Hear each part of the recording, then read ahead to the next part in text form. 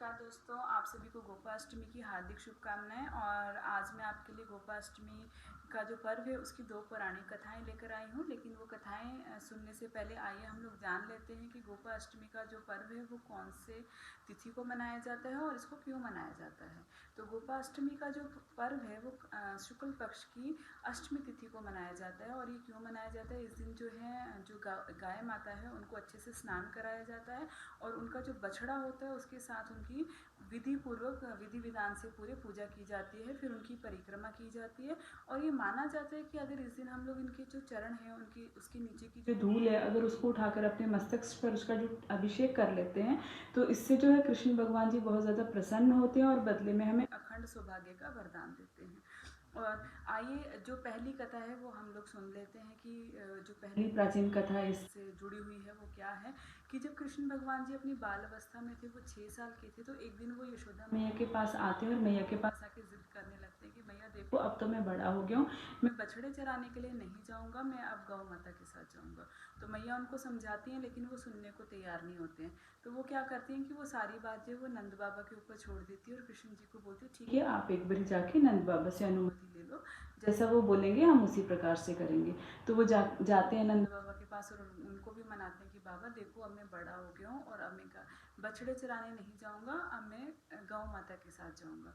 तो नंद बाबा कहते हैं आप इतने छोटे हो, आप नहीं संभाल पाओगे, लेकिन वो फिर भी लगातार जिद करते हैं। तो वो उनको बोलते हैं ठीक है आप ऐसा करो कि पंडित जी के पास जाओ, पंडित जी को लेकर आओ और उनसे हम गो आचरण का मुहूर्त जो है वो आज निकलवाते हैं कि कौन सी तिथि का निकलता है।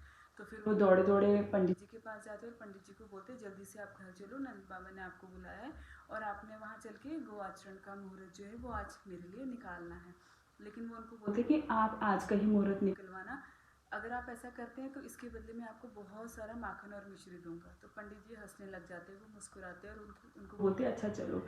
फिर वो जाके नंद बाबा के पास जाते हैं और नंद बाबा उनको बोलते हैं कि आप गो आचरण का मुहूर्त निकालिए।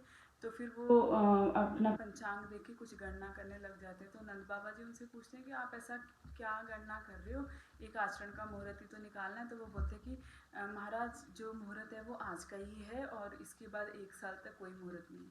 तो इससे जो क्या है कि फिर वो कृष्ण भगवान जी को अनुमति मिल जाती है और उस दिन वो पूजा विधि विधान से करके उनको इसकी आगे जाने की परमिशन मिलती है कि ठीक है आप गौ माता के साथ जा सकते हो। और इसी दिन ये माना जाता है कि जो कामधेनु गाय है उन्होंने कृष्ण जी का अभिषेक किया था, तो इसी आज के दिन ही वो गोविंद कहलाए थे। तो इसी से जो है वो गोपाष्टमी का जो पर्व है वो शुरू हुआ था। और इसके बाद जो इसके साथ जो दूसरी जुड़ी हुई पौराणिक कथा है वो इस प्रकार से है कि एक बारी जब कृष्ण जी ने गोवर्धन पर्वत को अपनी उंगली पर उठाया था तो वो 7 दिन उन्होंने अपनी उंगली पर उसको लगातार रखा था। तो जो इंद्र भगवान थे उन्होंने उनको हराने के लिए, उनको परास्त करने के लिए, क्योंकि वो नहीं जानते थे कि जो कृष्ण भगवान जी हैं वही विष्णु का अवतार है, तो उनको हराने के लिए 7 दिन तक मूसलाधार बारिश की थी कि थक हार के जो है पर्वत को नीचे रख देंगे।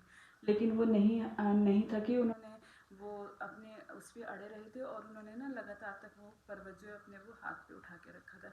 तो फिर वो ब्रह्मा जी के पास जाते हैं कि ये ऐसा चमत्कार कैसे है कि इतने दिनों तक ये बिना थके पर्वत उठाकर अपने हाथ पे खड़े। तो ब्रह्मा जी उनको बोलते हैं कि ये तो साक्षात विष्णु भगवान जी हैं। तो फिर वो ब्रह्मा जी आते हैं और वो बारिश रोक देते हैं और आकर उनसे क्षमा प्रार्थना करते हैं और उसी दिन जो है वो गोवर्धन पर्वत को वो नीचे उतार देते हैं। तो इसी के बाद से जो था माना जाता है कि गोपाष्टमी का जो पर्व है वो मनाया जाता है। तो ये थी 2 पुरानी कथाएं जो आज मैंने आप लोगों के साथ शेयर की हैं।